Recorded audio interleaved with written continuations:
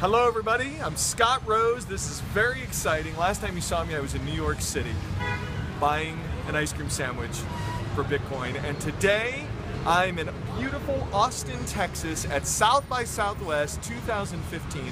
You're not gonna believe who I found here at the Interactive Festival. This is quite possibly the world's first pedicab driver who accepts Bitcoin. Her name is Carrie. Let me show you. Hello, Carrie. Hi, Scott. Welcome to South by Southwest Interactive. Thank you so much. I see you got some Bitcoin stickers on you. I got the swag. You got the swag. Let's see. You got a Bitcoin sticker on your back here. Yep. And you got some on your fanny pack. Yeah, and if anyone needs to send a tip, feels inspired. Look at this. You got your there own. you go. You got your own sign here. What is Bitcoin? That'll go straight into my Bitcoin wallet. It's gonna go straight into your Bitcoin wallet? Yeah. What do you love about Bitcoin? Well, it's instant, it's free, it's just like digital cash. I might be the world's first pedicab driver accepting Bitcoin. This is wonderful. This is wonderful. This is a big event. We make a fair amount of money and it can be unsafe riding around with a lot of cash on hand. That's a really good point. Unlike cash, I don't have to worry about losing it or getting stolen. Some people are accepting credit cards out here on the pedicab, so they're paying 3%. That's ridiculous. 3%. It's ridiculous. I mean, it's a pretty significant amount. Oh yeah. And how much work did Visa really do for that? Oh my God, I know. You know, I was just thinking the other day. I know. Bitcoin is, in my opinion, essential to our freedom. The reason that the way wars are funded is because the government can just basically invent money. If we take that power away from them, what we're doing is we're essentially putting power back into the hands of the people. I mean, how are wars funded? They take a consensus and say, all right, everybody, we want you to, you know, cash out $100,000 each. Right. Pay for this war? No. No. Just kind of get a treasury note, you know. Yep. And poof. Right, because the unpopular way to fund wars is to raise taxes.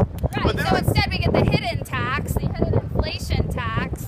I see here on your sign, it says peer-to-peer, what is Bitcoin? Peer-to-peer digital cash, inflation-proof store of value, a decentralized networking protocol, not controlled by government or banks. Right. So one of the things I love about Bitcoin is, unlike the US dollar, yes, where they just keep making more and more and more of them. They print it out of thin air. Basically with the computer. And so the value of our money just goes down and down and down and down. Uh-huh. You know, while Bitcoin is in the inflationary stage, it's essentially a non-inflationary currency. And we can get more into that later, but...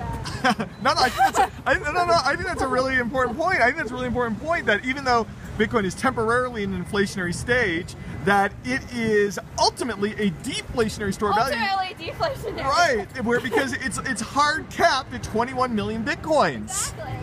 I feel like there's very few institutions that are currently controlling the way wealth is spread, or money is exchanged, I should say. And wealth is spread, yeah. Right.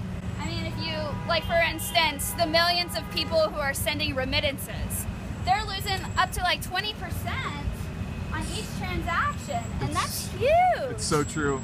So I think Bitcoin really makes it a lot more accessible for people to pay for what they need and send their family money.